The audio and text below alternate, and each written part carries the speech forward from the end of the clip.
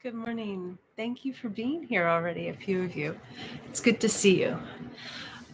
Today we are talking about power and powerlessness and our values and how that our values can actually be the source of our own powerlessness. I do encourage you to ask questions, give me your insights, your feedback. You can do that by just putting them in the chat. The only caveat is if you're here in the live, you do need to be a subscriber to send a comment, and I can't see who's here, so you're all incognito unless you say hello. If you're watching this in the replay later, you can ask a comment. Anyone can. You don't have to be a subscriber. So we're starting with, in the description is chapter 3 of the Tao Te Ching. If you over-esteem great men, people become powerless. If you overvalue possessions, people begin to steal. On a first read of this, it seems to be admonishing people. It seems to be admonishing great men, or great, like the people that we consider great, and also kind of admonishing having possessions, or having greed or desire, right? Because it says people begin to steal. If you overesteem great men, people become powerless. If you overvalue possessions, people begin to steal. The important thing with the Tao, in my experience, how it's actually a real utility, is it's always about me, right? If I put the teaching or the words of this book onto somebody else, I am missing the point. And I would say everything in life is always about you, right? It's never about the other person. Right? I was actually just finished with a client just a few minutes prior to this. And, it's on a board and all these other things, and how there was some back and forth that was shockingly upsetting to him, because normally that doesn't happen. Normally he's very composed and this, and realizing that it wasn't about the other people and what they said, even though some rude, cruel, inappropriate things might have been said, it wasn't about them. It was the realization that he was powerless to their critique, because he has a sense of value and identity about himself that leaves him open to actually believing what somebody else says.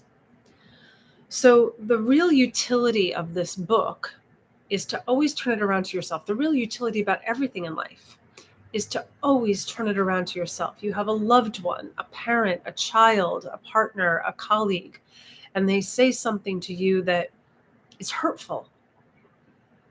It's about you and yourself and your relation to yourself. Can you meet yourself? Can you believe yourself? Can you hear yourself?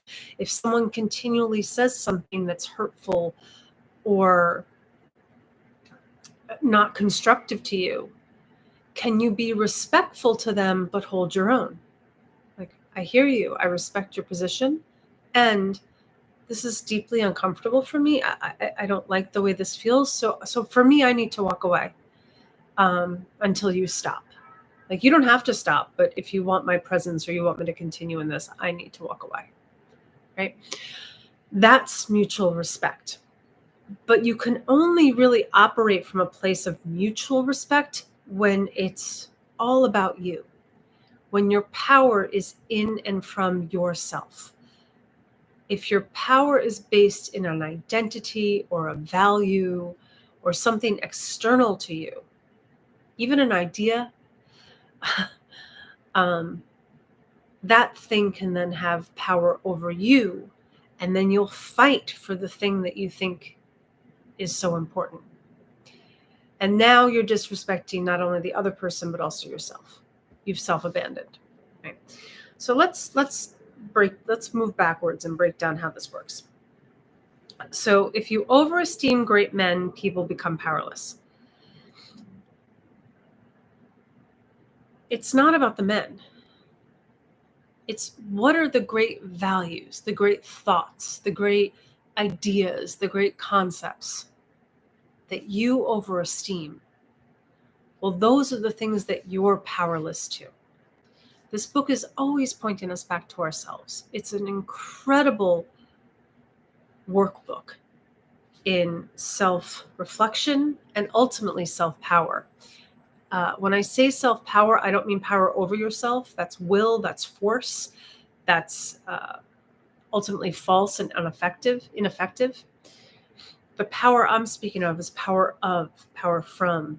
If you go back through my other videos, I talk repeatedly about integrity and gravitas and the embodiment that comes from the physical practice of sitting meditation, which is why that's such an important piece of this work to me. And we have a practice class every Thursday where we actually sit. That's on Zoom. You can get the link. If you don't already have it, just go to my website. But until you're aware of what you overesteem, you will be powerless to it, right? The same for what you overvalue. If you overvalue possessions, people begin to steal for the thing that seems so valuable. If we, overvalue Stanley Cups, people begin to steal from them, right? It's the current, if you're watching this in February of 2024, right? Which is when I'm recording this. That's a big thing right now, these Stanley Cups, and people are literally stealing them and hoarding them and trying to resell them because we're stealing for something that we've overvalued, right? But this book is using this idea of greed and possessions because it's hot and we can easily accuse somebody else of being greedy. But the real utility here for yourself towards helping your own suffering or anxiety or depression is to say, what are the things I overvalue?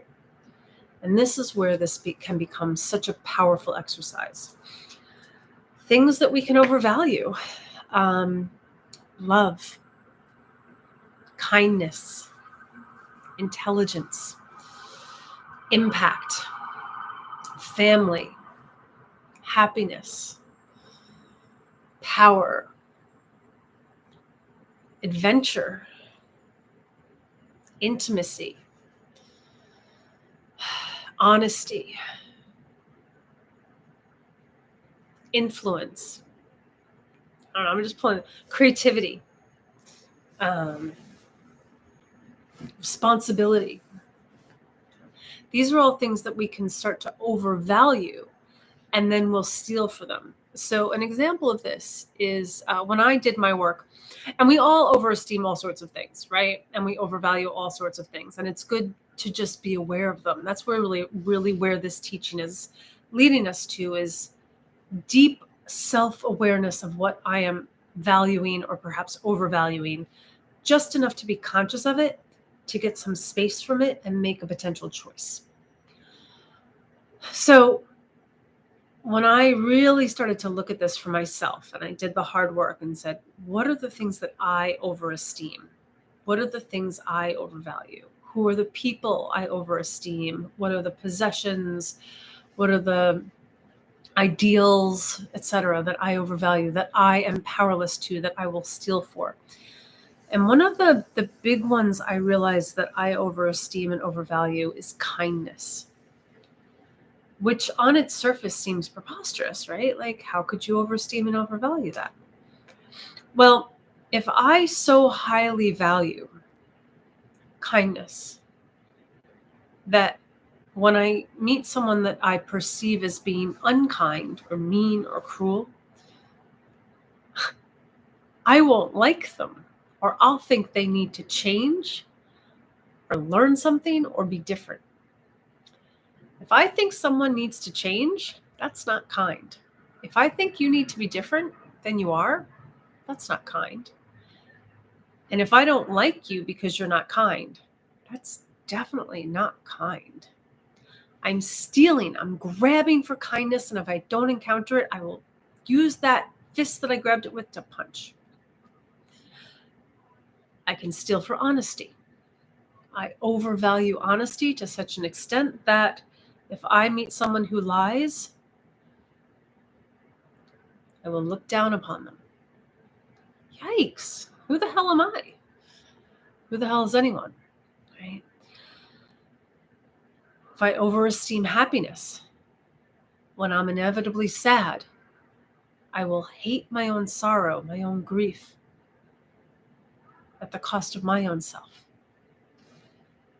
So I'm pointing these things out as a way to actually self-love more and to self-respect more and to have true power of yourself, from yourself, under all circumstances.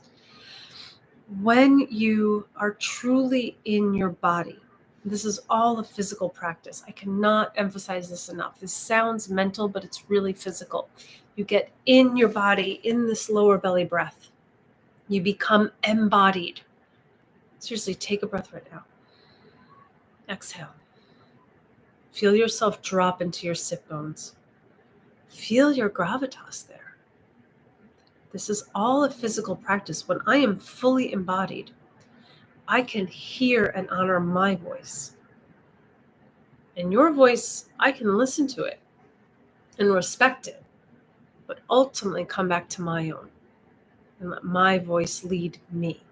Not you, that's disrespectful of you. If I feel the need to lead you, I've self-abandoned. And I'm actually disrespecting not only you, but myself as well. Right? This is such a powerful stanza in this way. So last week in last week's live, so January 30th, we looked at the meat of this, the middle stanza. The master leads by emptying people's minds and filling their cores, weakening their ambition and toughening their resolve. Helps people lose everything they know, everything they desire, and creates confusion in those who think they know. Right? So that's the meat of this stanza. And all of this is in the description below. If you want to read along, you can just scroll down. This chapter is pasted below. So now put it all together. If I am aware of what I'm powerless to, what I overesteem, if I'm aware of what I overvalue and will steal for, right? I can then lead. I am then the master that he's alluding to in the next stanza, because I've emptied my mind just via awareness of these things that I overvalue and overesteem. I'm not being driven by my mental ideas of what's right and wrong, right? He empties their mind and fills their core. Here's this physical body breath. He brings you back to embodiment, because if I'm stuck in an idea of what's important or right or wrong, I am disembodied from myself, right? Weakening their ambition. This is what we spent the crux of last week's class on. Ambition versus resolve. Ambition is future. Resolve is now. Weakening their ambition to be somewhere else and toughening their resolve to be here in this body, this breath, this thought or voice or feeling that's coming through now. Right? Helps people lose everything they know, everything they value, everything they esteem, everything they desire. He helps you lose all this because it's a false narrative. It's a fool's errand. You're only ever alive here and now. Everything else is in your imagination, and imagination has its place, absolutely. But if you can be fully embodied now, life will do itself. So you can, if you want to, you can go back and watch last week's class on ambition versus resolve. Actually, I think that was one of our better classes, and I believe there was some interaction too that was really, really lovely. There'll be no class next week, but in 2 weeks we'll finish this chapter by spending most of the time looking at that last stanza. How do I show? Practice not doing, and everything will fall into place. That's what we're going to spend the last week of the chapter on. I hope that this was useful.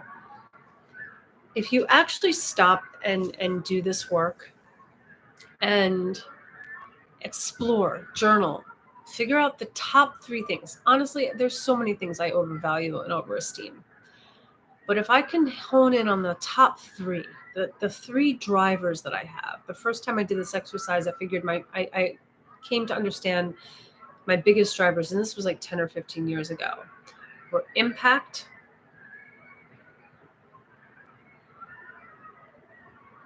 perfection, and love.